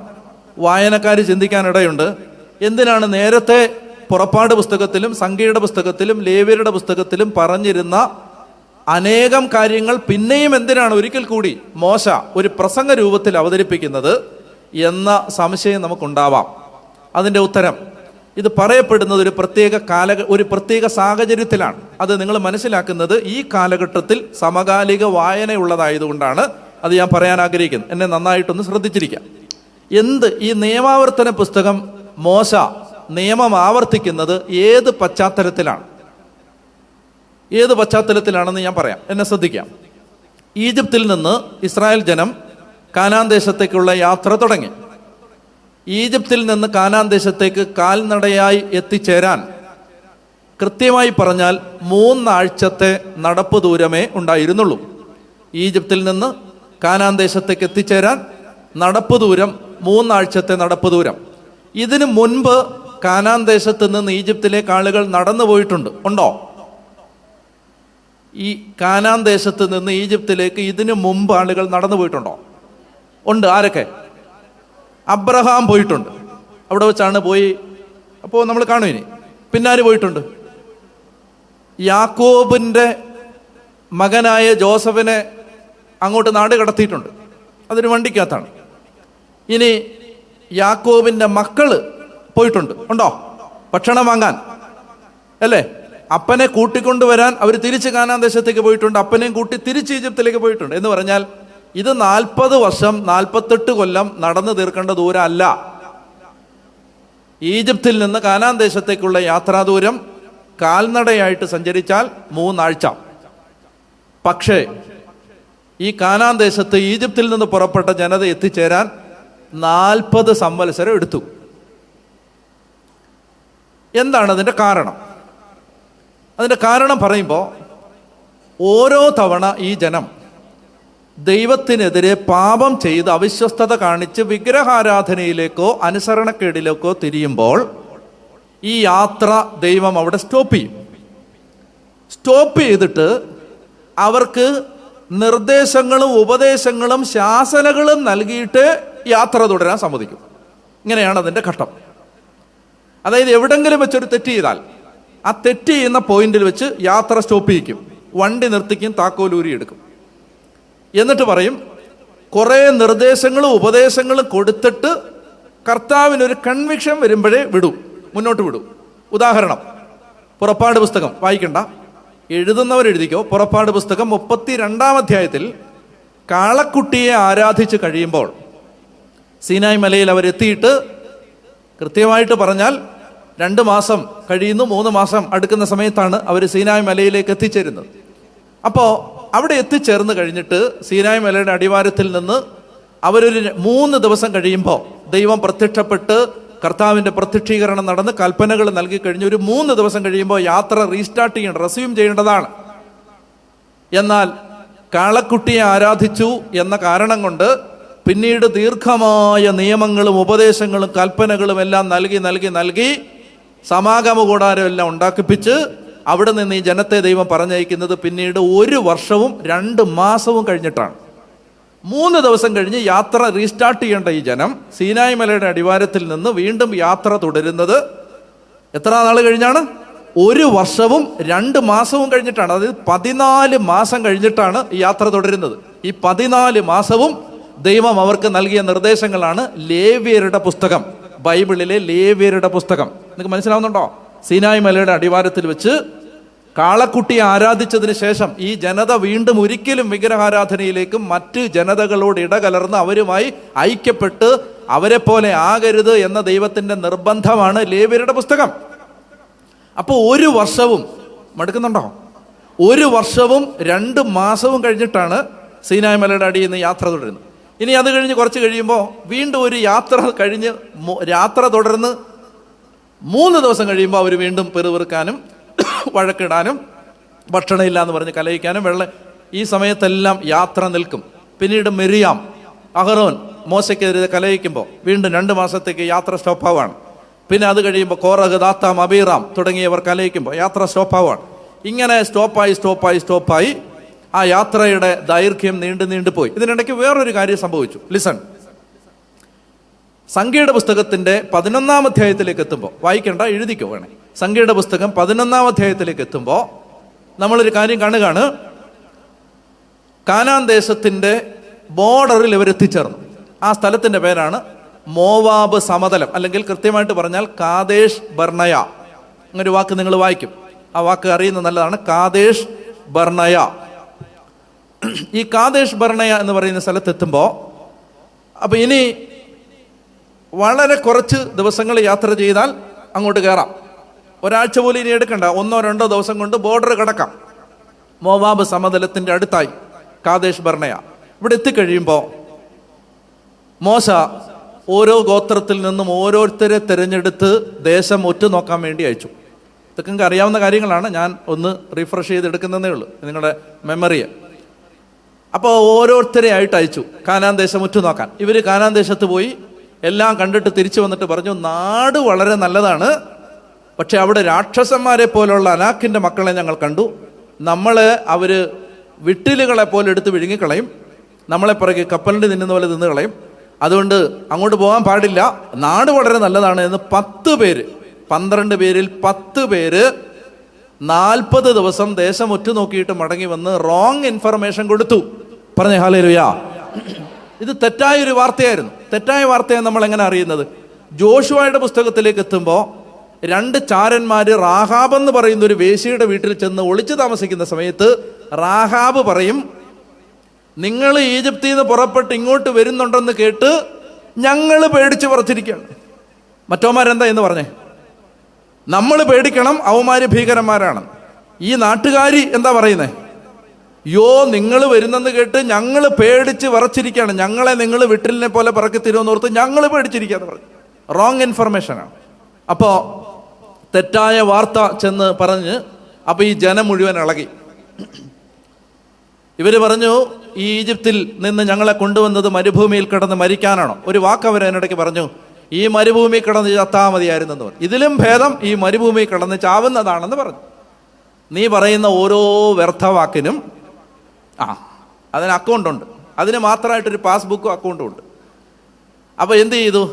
ഈ പറഞ്ഞ വ്യർത്ഥവാക്കിന് വില കൊടുക്കേണ്ടി വന്നു. അങ്ങനെ പറഞ്ഞവരെല്ലാം ഈ മരുഭൂമി കിടന്ന് മരിക്കുന്നതായിരുന്നു ഭേദമെന്ന് പറഞ്ഞ് ഒരു നേതാവിനെ തിരഞ്ഞെടുത്ത് അവർ ഈജിപ്തിലേക്ക് മടങ്ങിപ്പോകാൻ ഒരുങ്ങി. ദൈവം തരുന്ന കാനാൻ ദേശം ഞങ്ങൾക്ക് വേണ്ട, ഞങ്ങൾക്ക് ഞങ്ങളുടെ അടിമത്തത്തിൻ്റെ ഈജിപ്ത് മതി എന്ന് പറഞ്ഞ് ദൈവം നാളെ നിനക്കായി വെച്ചിരിക്കുന്ന അനുഗ്രഹത്തിൻ്റെ ഭാവി കാലത്തെ തള്ളിപ്പറഞ്ഞ് ഇന്നലകളുടെ ജീർണതകളിലേക്ക് മടങ്ങിപ്പോകാൻ ഒരുങ്ങുമ്പോൾ ദൈവം പറയുകയാണ്, ഈ മരുഭൂമി കിടന്ന് ഞങ്ങൾ കൊല്ലപ്പെടും, മരിച്ചാൽ മതി എന്ന് ഈ പദം പറഞ്ഞ, പാഴ്വാക്ക് പറഞ്ഞ നിങ്ങൾ ഓരോരുത്തരും 40 വർഷം ഈ മരുഭൂമിയിലൂടെ തെക്കും വടക്കും അലഞ്ഞു നടക്കും. എന്നിട്ട് നിങ്ങൾ ഈ മരുഭൂമി കിടന്ന് മരിക്കും. വന്യമൃഗങ്ങൾക്ക് ഇരയാകുമെന്ന് നിങ്ങൾ പറഞ്ഞ നിങ്ങളുടെ മക്കളെ, എട്ടും പൊട്ടും തിരിയാത്ത നിങ്ങളുടെ പിള്ളേരെ ഞാൻ കാനാൻ ദേശത്ത് എത്തിക്കും. നിങ്ങൾ പറഞ്ഞ പോലെ നിങ്ങൾ ഈ മരുഭൂമി കിടന്ന് മരിക്കും. വന്യമൃഗങ്ങൾക്ക് ഇരയാകുമെന്ന് നിങ്ങൾ പറഞ്ഞ് പദം പറഞ്ഞ് കരഞ്ഞ ആരെ ഓർത്ത് പറഞ്ഞോ ആ കുഞ്ഞുങ്ങളെ ഞാൻ അക്കരെ എത്തിക്കും. അങ്ങനെ ഈ ജനം 40 കൊല്ലം മരുഭൂമിയിലൂടെ അലഞ്ഞു നടന്ന് അവർ മരിച്ചു. സംഖ്യയുടെ പുസ്തകത്തിൽ 2 സെൻസസ് ഉണ്ട്, 2 സെൻസസ്, 2 കാനേഷുമാരി. ഒന്നാമത്തെ സെൻസസിലുള്ളവരാരും രണ്ടാമത്തെ സെൻസസിലില്ല. കാരണം ആദ്യത്തെ സെൻസസിൽ പേര് ചേർക്കപ്പെട്ടവരെല്ലാം മരുഭൂമിയിൽ കിടന്ന് മരിച്ചു. പിന്നെ 20 വയസ്സിൽ താഴെ ഉണ്ടായിരുന്ന സെൻസസിൽ പേര് ചേർക്കപ്പെടാത്ത അടുത്ത തലമുറയാണ് രണ്ടാമത്തെ സെൻസസിലുള്ളത്. അവരെയാണ്, അതായത് ഈ തലമുറയുടെ മക്കളെയാണ്. ഈജിപ്തിൽ നിന്ന് പുറപ്പെട്ടു വന്നവരുടെ കൂട്ടത്തിൽ ജോഷുവായും കാലേബും ഒഴികെ ബാക്കി എല്ലാവരും മരിച്ചു. അങ്ങനെ ആ അടുത്ത തലമുറയാണ് കാനാൻ ദേശത്തേക്ക് പ്രവേശിക്കുന്നത്. ഇത്രയും നിങ്ങൾക്ക് മനസ്സിലായോ? മടുത്തോ? കോംപ്ലിക്കേറ്റഡ് ആയോ? സരള ഹൃദയനായിട്ടായിരുന്നു സൃഷ്ടിച്ചത്. ഓക്കെ, അപ്പോൾ എന്ത് ചെയ്തു? ഇപ്പോ മോശയുടെ കൺമുമ്പിലുള്ളത് ആരാണ്? പുതിയ തലമുറയാണ്. പഴയ തലമുറ മുഴുവൻ മരിച്ചു. മോശ ഈ ജനത്തെയും കൊണ്ട് മൊവാബ് സമതലത്തിൽ എത്തി. ഇനി ജോർദാൻ കടന്നാൽ കാനാൻ ദേശമായി. ബോർഡറിൽ നിൽക്കുമ്പോൾ തങ്ങൾ കൈവശമാക്കാൻ പോകുന്ന നാട് സ്വന്തമാക്കാനായി ഈ പുതിയ തലമുറയെ മോശ ഒരുക്കിയത് ആയുധ ശക്തിയും ആയുധ പരിശീലനവും പകർന്നു കൊടുത്തുകൊണ്ടല്ല, വേദപാഠം പഠിപ്പിച്ചുകൊണ്ടാണ്. ഞാൻ ഒരിക്കൽ കൂടി പറയാം. ഒരു പുതിയ നാട്ടിലേക്ക് തങ്ങളുടെ കുഞ്ഞുങ്ങൾ പോകാൻ തുടങ്ങുമ്പോൾ ഈ കുഞ്ഞുങ്ങളെ ആ നാട് കൈവശമാക്കാൻ മോശ ഒരുക്കിയത് കത്തിയും കഠാരയും മഴുവും പിക്കാക്സും തോക്കും ബോംബും കയ്യിൽ വെച്ച് കൊടുത്തല്ല, കാറ്റക്കിസം പഠിപ്പിച്ചാണ്. മോശക്കറിയാം, ഈജിപ്തിൽ നിന്ന് പുറത്തു വന്ന ജനം മുഴുവൻ മരിച്ചു കഴിഞ്ഞു. കടല് പിളർന്നത് കണ്ട ജനം മരിച്ചു. പാറയിൽ നിന്ന് വെള്ളമൊഴുകിയത് കണ്ട ജനം മരിച്ചു.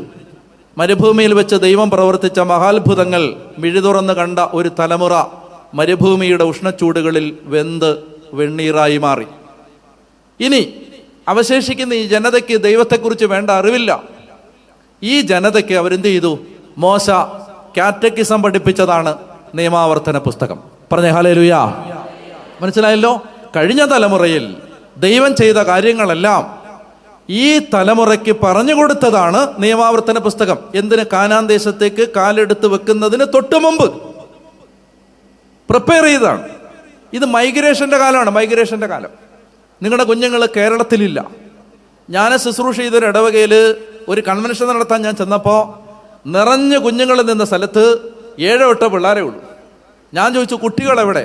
വികാരിച്ചൻ പറഞ്ഞു, കുട്ടികളാരും നാട്ടിലില്ല, കുട്ടികളുമില്ല, ചെറുപ്പക്കാരുമില്ല, എല്ലാവരും പല സ്ഥലത്തേക്ക് പഠിക്കാൻ പോയി. കൂടുതൽ പേരും വിദേശത്തേക്ക് പോയി. നമ്മുടെ കുഞ്ഞുങ്ങളൊക്കെ നല്ലതാണ്, മൈഗ്രേഷൻ നല്ലതാണ്. ഈ നാട് ജീവിക്കാൻ കൊള്ളാത്തതാണെന്ന് തോന്നുമ്പോഴാണ് ആളുകൾ മൈഗ്രേറ്റ് ചെയ്യുന്നത്. അപ്പം അങ്ങനെ നമ്മുടെ കുഞ്ഞുങ്ങൾ മൈഗ്രേറ്റ് ചെയ്യുകയാണ്. ഇന്ന് നമ്മുടെ നാട്ടിൽ കാണുന്നതിനേക്കാൾ ഏതാണ്ട് 20,000-ത്തിലധികം കുഞ്ഞുങ്ങൾ ടൊറോണ്ടോ എന്ന് പറയുന്ന കാനഡയിലെ ഒരു സിറ്റിക്കകത്ത് തന്നെ 20,000-ത്തിലധികം നമ്മുടെ കാത്തലിക് യൂത്ത് ഉണ്ട്. കാനഡയിലെ ടൊറോണ്ടോ എന്ന് പറയുന്ന നഗരത്തിൽ 20,000-ത്തിലധികം നമ്മുടെ കത്തോലിക്ക പിള്ളേർ അവിടെ മാത്രമുണ്ട്, കാനഡയിലെ ഒരു സിറ്റിയിൽ. പറഞ്ഞേ ഹല്ലേലൂയാ.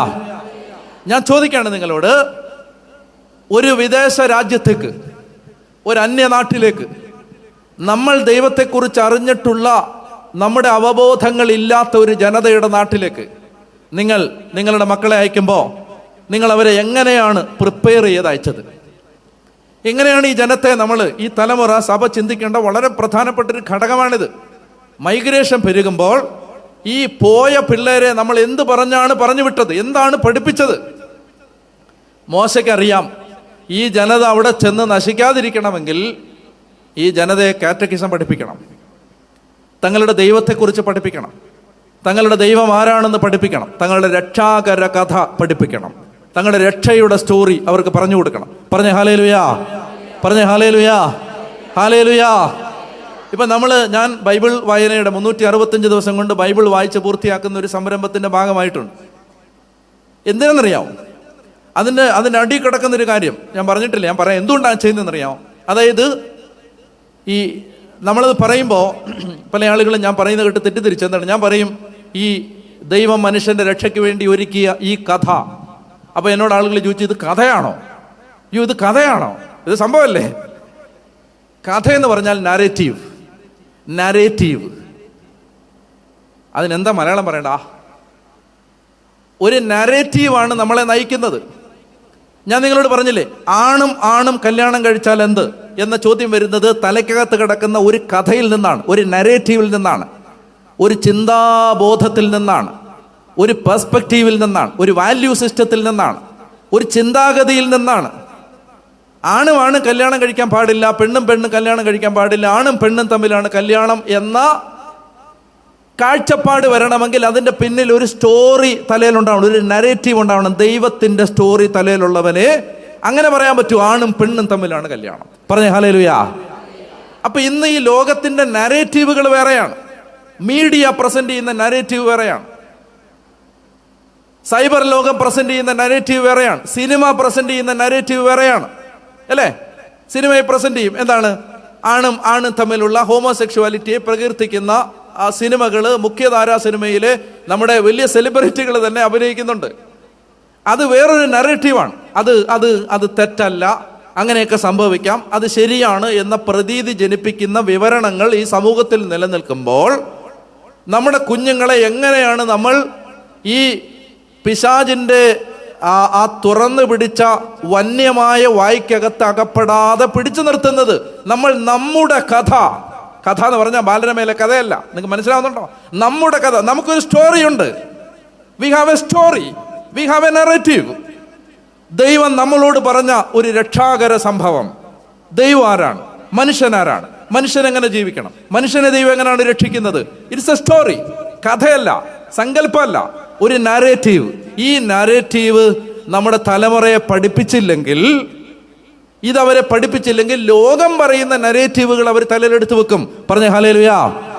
നിങ്ങൾക്ക് ഞാൻ പറയുന്ന വല്ലതും മനസ്സിലാവുന്നുണ്ടോ? ലോകം പറയുന്നത് അവർ തലയിൽ വെച്ചിട്ട് അവർ പറയും അത് അതിനിപ്പോൾ എന്താണ്?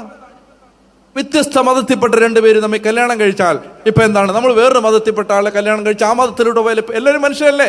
That is a different narrative. അത് വേറൊരു കഥയാണ്, നമ്മുടെ കഥയല്ലത്. പറഞ്ഞ ഹല്ലേലൂയാ, പറഞ്ഞ ഹല്ലേലൂയാ, ഹല്ലേലൂയാ. അപ്പോ മോശയ്ക്ക് ഇതറിയാം.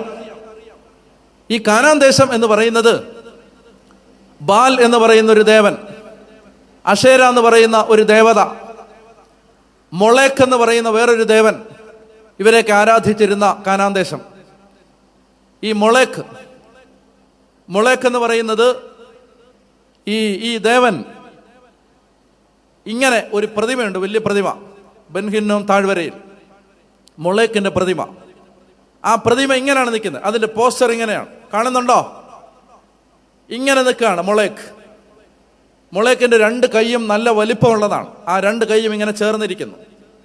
ഈ കൈയിലേക്ക് ദേവപ്രീതിക്കായി, ഭൗതിക അനുഗ്രഹങ്ങൾക്കായി മൊളേക്കിനെ പ്രസാദിപ്പിക്കാൻ ഈ കൈ, ഈ ഇങ്ങനെ തുറന്നു വെച്ചിരിക്കുന്ന ഈ രണ്ട് കൈയും ഈ ലോഹപ്രതിമയുടെ രണ്ട് കൈകളും പൂജാരിമാർ തീയിട്ട് കത്തിച്ച് പഴിപ്പിച്ചു വെക്കും. ഈ കൈക്കകത്തേക്ക് പിഞ്ചു കുഞ്ഞുങ്ങളെ എടുത്തു വെച്ച് അതിനെ കത്തിച്ച് കൊല്ലും. കുഞ്ഞുങ്ങളുടെ നിലവിളി കേൾക്കാതിരിക്കാൻ പൂജാരിമാർ പെരുമ്പറ കൊട്ടും. ഇതായിരുന്നു ബെൻഹിന്നോം താഴ്വരയിലെ മൊളേക്കിന്റെ പൂജ. മനാസ എന്ന് പറയുന്ന ഒരു രാജാവുണ്ട്. ആ രാജാവ് തൻ്റെ രണ്ട് മക്കളെ ഇങ്ങനെ മൊളേക്കിന് ഈ അഗ്നിപൂജ ചെയ്തതായി ബൈബിളിൽ വിവരണമുണ്ട്. അപ്പൊ അങ്ങനെ ഒരു നാടാണിത്. കുഞ്ഞുങ്ങളെ ദൈവപ്രീതിക്കായി, ഭൗതിക അനുഗ്രഹങ്ങൾക്കായി ബലി കൊടുക്കുന്ന ഒരു മൊളേക്കിന്റെ ലോകം. പറഞ്ഞ ഹല്ലേലൂയാ. മനസ്സിലായോ? അതായത് ജോലിക്ക് തടസ്സമാകും എന്ന് കരുതി, അല്ലെങ്കിൽ സാമ്പത്തിക സുരക്ഷിതത്വം നഷ്ടപ്പെടും എന്ന് കരുതി, അല്ലെങ്കിൽ ഞങ്ങളുടെ സന്തോഷം നഷ്ടപ്പെടും, സ്വാതന്ത്ര്യം നഷ്ടപ്പെടും, ശരീരത്തിന്റെ സൗന്ദര്യം നഷ്ടപ്പെടും എന്ന് കരുതി കുഞ്ഞുങ്ങളെ ഗർഭപാത്രത്തിലിട്ട് കൊല്ലുന്നവര് ഈ മൊളേക്കിനെ പൂജിക്കുന്നവരാണ്. 2025 മൊളേക്കിനെ ആരാധിക്കുന്നവരാണ്. ഗർഭപാത്രത്തിൽ വെച്ച് സ്വന്തം സന്തോഷത്തിന് വേണ്ടി കുഞ്ഞുങ്ങളെ കൊല്ലുന്നവര്. അപ്പൊ അങ്ങനെ ഒരു നാട്ടിലേക്ക് നിങ്ങൾ പോകുമ്പോ, അബോർഷൻ നിയമവിധേയമാക്കിയ, ദയാവധം നിയമവിധേയമാക്കിയ ഒരു നാട്ടിലേക്ക് നിങ്ങൾ പോകുമ്പോ ഈ കുഞ്ഞുങ്ങൾക്ക് ഒരു നരേറ്റീവ് പറഞ്ഞ് പഠിപ്പിച്ച് കൊടുത്തു വിടണം. അത് ചെറിയ പ്രായത്തില് അവർക്ക് നമ്മുടെ സ്റ്റോറി വ്യത്യാസമുള്ള സ്റ്റോറിയാണ്. നമ്മൾ വിശ്വസിക്കുന്ന ചരിത്രം വേറെയാണ്, നമ്മുടെ കാഴ്ചപ്പാട് വേറെയാണ്. ഇതാണ് നിയമാവർത്തന പുസ്തകം. മനസ്സിലായോ? പറഞ്ഞ ഹല്ലേലൂയാ. ഈ പുതിയ ജനറേഷനെ പിടിച്ചിങ്ങനെ ചുറ്റും നിർത്തിയിട്ട് മോശ പറയുകയാണ്, മക്കളെ ഞാൻ മരിക്കാറായി, നിങ്ങളൊരു അന്യനാട്ടിലേക്ക്, വേറെ വിശ്വാസമുള്ളൊരു നാട്ടിലേക്ക് പോകുമ്പോ നമ്മുടെ ദൈവം ആരാണെന്ന് നിങ്ങൾ അറിഞ്ഞിരിക്കണം. നമ്മുടെ വിശ്വാസം എന്താണെന്ന് നിങ്ങൾ അറിഞ്ഞിരിക്കണം. നമ്മുടെ ആരാധന എന്താണെന്ന് നിങ്ങൾ അറിഞ്ഞിരിക്കണം. നമ്മുടെ ജീവിതക്രമം എന്താണെന്ന് നിങ്ങൾ അറിഞ്ഞിരിക്കണം. നമ്മുടെ മോറൽ സ്റ്റാൻഡേർഡ് എന്താണെന്ന്, ധാർമ്മിക നിലവാരം എന്താണെന്ന് നിങ്ങൾ അറിഞ്ഞിരിക്കണം. ഈ നിയമാവർത്തന പുസ്തകം ഇപ്പൊ പിടികിട്ടിയോ? അപ്പൊ ഇത് ആവർത്തിക്കണ്ടേ? ഒരു പ്രാവശ്യം പറഞ്ഞത് ഇത് ഇന്ന് ഡാനിയലച്ചൻ ഇത് ഇന്നാളിലും പറഞ്ഞാണ് എന്ന് പറഞ്ഞ് നീ ഇങ്ങനെ കൂട്ടുമായിട്ടിരിക്കാവോ? ഇത് ആവർത്തിക്കണ്ടേ? ഞാൻ മനസ്സിലായി. അപ്പോസ്തലനായ പൗലോസ് പറയുകയാണ്, ഒരേ കാര്യം വീണ്ടും വീണ്ടും പറയുന്നതിൽ എനിക്ക് മടുപ്പ് തോന്നുന്നില്ല, കാരണം അത് നിങ്ങൾക്ക് കൂടുതൽ സുരക്ഷിതത്വം നൽകും. നമുക്കൊരു കഥയുള്ളൂ പറയാൻ. മനസ്സിലായോ? നിങ്ങളുടെ വികാരിയച്ഛൻ ഒരേ പ്രസംഗം ആവർത്തിച്ചാൽ നിങ്ങളിരുന്ന് ഉറങ്ങരുത്. നമുക്ക് ഒരേ കഥയുള്ളൂ. ആഴ്ച ബൈബിളിന്റെ സ്റ്റോറി മാറ്റാൻ പറ്റില്ല. പറഞ്ഞ ഹല്ലേലൂയാ. പറ്റുമോ? ഒരു കഥയേ ഉള്ളൂ. അത് നമ്മുടെ അബോധങ്ങളിൽ ആഴപ്പെടുന്നത് വരെ നമ്മൾ പറഞ്ഞുകൊണ്ടേയിരിക്കണം. നമ്മുടെ കുഞ്ഞുങ്ങളുടെ, നമ്മുടെ തലമുറയുടെ, നമ്മുടെ ജനബാഹുല്യത്തിന്റെ അബോധങ്ങളിൽ, സബ് കോൺഷ്യസിൽ അത് രജിസ്റ്റർ ചെയ്യപ്പെടുന്നത് വരെ നമ്മൾ ഇങ്ങനെ പറഞ്ഞുകൊണ്ടേയിരിക്കണം.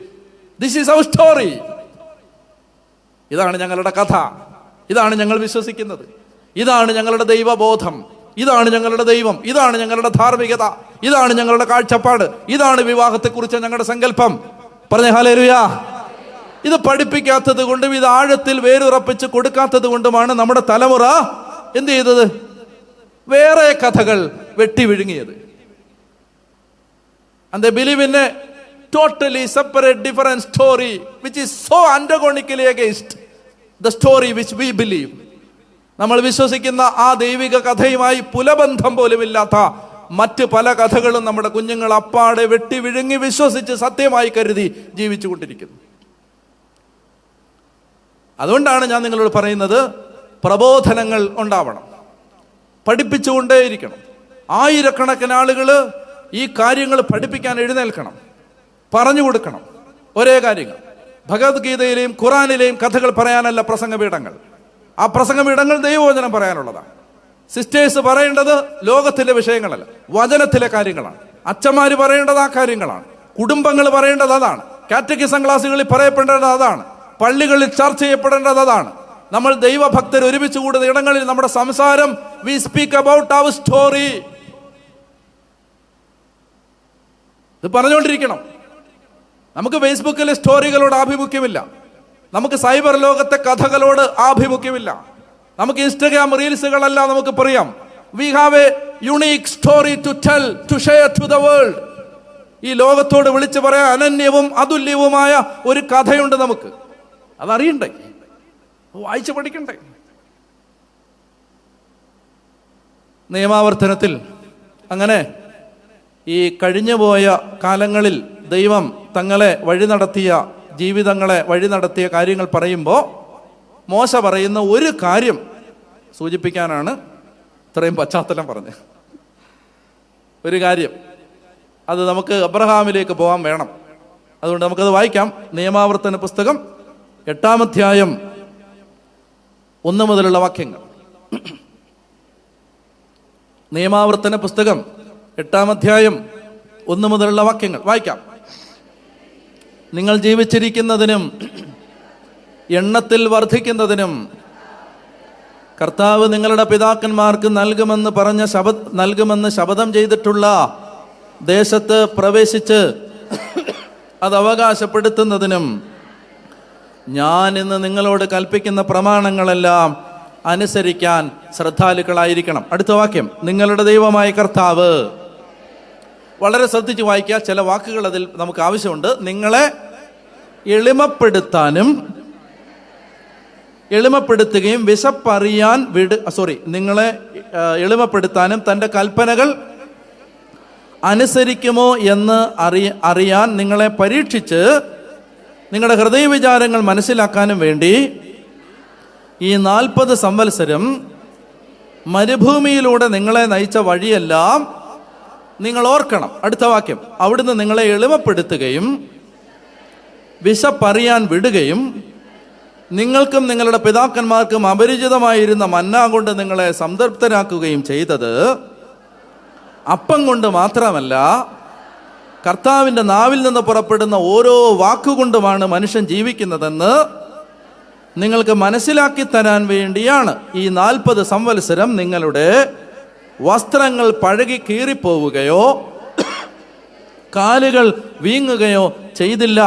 പിതാവ് പുത്രൻ എന്ന പോലെ നിങ്ങളുടെ ദൈവമായ കർത്താവ് നിങ്ങൾക്ക് ശിക്ഷണം നൽകുമെന്ന്. ഹല്ലേലൂയ.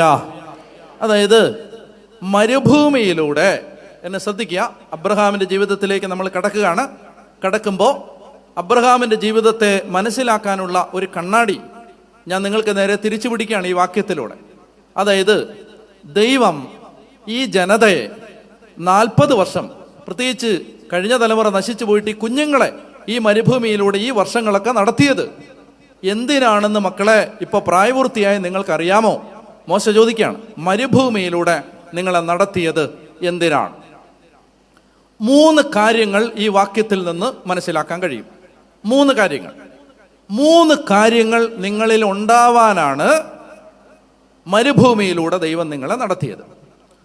ഒന്നാമത്തേത്, നിങ്ങളെ എളിമപ്പെടുത്താൻ.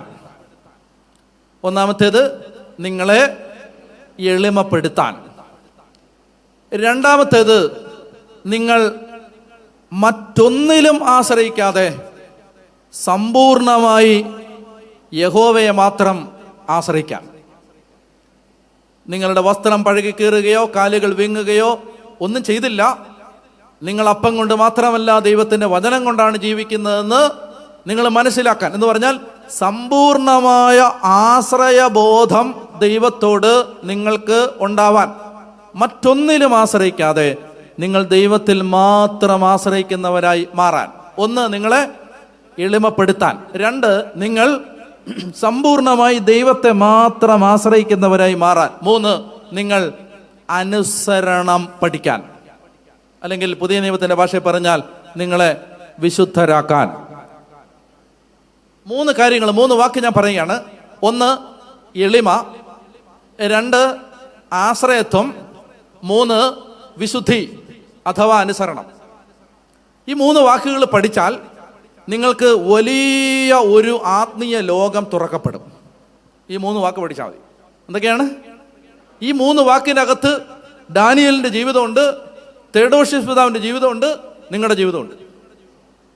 ഈ മൂന്ന് വാക്കിനകത്ത് എന്തൊക്കെയാണ്? എളിമ, ആശ്രയത്വം, വിശുദ്ധി. അങ്ങനെ പറഞ്ഞാൽ മതി. എളിമ, ആശ്രയത്വം, വിശുദ്ധി. പറഞ്ഞേ ഹല്ലേലൂയ. ഈ മൂന്ന് കാര്യങ്ങൾ പഠിപ്പിക്കാനാണ് ഞാൻ നിങ്ങളെ മരുഭൂമിയിലൂടെ വിട്ടത്. ദൈവം നിങ്ങളെ മരുഭൂമിയിലൂടെ നയിച്ചത് ഈ മൂന്ന് കാര്യങ്ങൾ നിങ്ങളിൽ ഉണ്ടാവാനാണ്. എന്തൊക്കെയാണ്? പറയൂ, ഉറക്കണം. അതിനാ ഞാൻ ആവർത്തിക്കുന്നത്. പറയൂ. എളിമ, ആശ്രയത്വം, വിശുദ്ധി. അപ്പൊ അടുത്ത ചോദ്യം, എന്തിനാ ഇത് ഉണ്ടാവുന്നേ? ഇതിപ്പോ ഉണ്ടായിട്ട് എന്ത് ചെയ്യാനാണ്? 4 നിലയുള്ളൊരു വീടുണ്ടായ ഗുണമുണ്ട്, വലിയൊരു കാറുണ്ടെങ്കിലും ഗുണമുണ്ട്, കുറച്ച് കാശുണ്ട് അതിനേക്കാൾ ഗുണമുണ്ട്. ഇതൊക്കെ ഉണ്ടായിട്ട് ഇപ്പൊ എന്ത് ചെയ്യാനാണ്? പറ. വളരെ ശ്രദ്ധിക്കുക. ഒരു വചനമുണ്ട്, സമയമില്ലെങ്കിലും പറയാം. ഒരു വചനമുണ്ട്, എല്ലാവർക്കും അറിയാവുന്നതാണ്, എടുക്കണ്ട. എനിക്ക് നിങ്ങളെക്കുറിച്ച് ഒരു പദ്ധതിയുണ്ട്. നിങ്ങളുടെ നാശത്തിനുള്ള പദ്ധതി അല്ല, ശുഭകരമായ ഭാവിയും പ്രത്യാശയും നൽകുന്ന പദ്ധതിയാണ്. ഇത് കേട്ടോണേ, ആരും ഇറങ്ങിപ്പോകല്ലേ. ഇത് കേട്ടോണേ, ഇത് കേൾക്കാതെ പോരുത്. എല്ലാരെ കുറിച്ചും ദൈവത്തിനൊരു പദ്ധതിയുണ്ട്. ഞാനതിനെ വിളിക്കുന്ന പേരാണ് പ്ലാൻ എ. എന്താണത്? Plan A. ദൈവത്തിന് നമ്മളെക്കുറിച്ചുള്ള ഈ പദ്ധതിയാണ്. അബ്രാഹത്തോട് ദൈവം പറഞ്ഞത്, നിന്നെ ഞാനൊരു അനുഗ്രഹമാക്കും, വലിയൊരു ജനതയാക്കും, ഭൂമുഖത്തെ വംശങ്ങളെല്ലാം നിന്നിലൂടെ അനുഗ്രഹിക്കപ്പെടും, നിന്നെ ഞാൻ വലിയൊരു ജനതയാക്കി ഒരു അനുഗ്രഹമാക്കി മാറ്റും, സാർവത്രിക അനുഗ്രഹമാക്കി മാറ്റും. ശ്രദ്ധിക്കുക, ഇതാണ് ദൈവത്തിന് നമ്മളെക്കുറിച്ചുള്ള പ്ലാൻ എ. ഗതികേട് കൊണ്ടോ ദൗർഭാഗ്യം കൊണ്ടോ നമ്മളിൽ മഹാഭൂരിപക്ഷവും ജീവിച്ചുകൊണ്ടിരിക്കുന്നത് പ്ലാൻ ബിയോ, പ്ലാൻ സിയോ, പ്ലാൻ ഡിയോ, പ്ലാൻ എഫോ, എസ്ഒ, ടിഒ, ഇസഡോ ഒക്കെയാണ്. പ്ലാൻ എയിലേക്ക് വളരെ ചുരുക്കം പേര് എത്തുന്നുള്ളൂ. പ്ലാൻ എയിലേക്ക് എത്തണമെങ്കിൽ ഒന്ന്, എളിമ. രണ്ട്, ആശ്രയത്വം. മൂന്ന്, വിശുദ്ധി അഥവാ അനുസരണം. അബ്രഹാമിനെ ഞാൻ ഇനി നിങ്ങൾക്ക് കാണിച്ചു തരുന്ന ആളെ ദൈവം എങ്ങനെയാണ് ഈ മൂന്ന് കാര്യങ്ങൾ അബ്രഹാമിൽ ഉണ്ടാവാൻ അബ്രഹാമിനെ ചില ജീവിതാനുഭവങ്ങളിലൂടെ നയിച്ചത്. അത് എൻ്റെ ജീവിതമാണ്, നിങ്ങളുടെ ജീവിതമാണ്. ഇതുണ്ടാവുന്നതിനനുസരിച്ച് നമ്മുടെ ജീവിതം പ്ലാൻ ബിയിൽ നിന്ന് പ്ലാൻ എയിലേക്ക് മാറും. എന്നൊക്കെ പറഞ്ഞേ ഹല്ലേലൂയ. എന്നൊക്കെ പറഞ്ഞേ ഹല്ലേലൂയ, ഹല്ലേലൂയ. മറക്കരുത്, മൂന്ന് കാര്യങ്ങൾ. ഞാൻ ഒറ്റ കാര്യം കൂടെ പറഞ്ഞ് അവസാനിപ്പിക്കാം. അതായത് വേറൊരു കാര്യം പറയാനുണ്ട്, ഒറ്റ കാര്യം കൂടെ പറഞ്ഞ് അവസാനിപ്പിക്കാം. എന്തെന്നറിയാം? ജീവിതത്തിലെ പരീക്ഷണങ്ങൾ നമുക്ക് മരണം വരെയുണ്ട്, സഹനങ്ങൾ മരണം വരെയുണ്ട്, പ്രയാസങ്ങൾ മരണം വരെയുണ്ട്, സ്ട്രഗിൾ മരണം വരെയുണ്ട്. മരണം വരെ ഈ സ്ട്രഗിൾ ഉണ്ടാവും. ഉണ്ടാവുന്നതിൻ്റെ ലക്ഷ്യം ഈ മൂന്ന് കാര്യം ഉണ്ടാവാനാണ്: എളിമയുണ്ടാവാനും, ആശ്രയത്വം ഉണ്ടാവാനും, വിശുദ്ധി ഉണ്ടാവാനും. ഇതുണ്ടാവാൻ ഈ മരുഭൂമിയിലൂടെ പോവുക അല്ലാതെ ദൈവത്തിൻ്റെ കണക്ക് പുസ്തകത്തിൽ വേറൊരു വഴി ഇല്ല.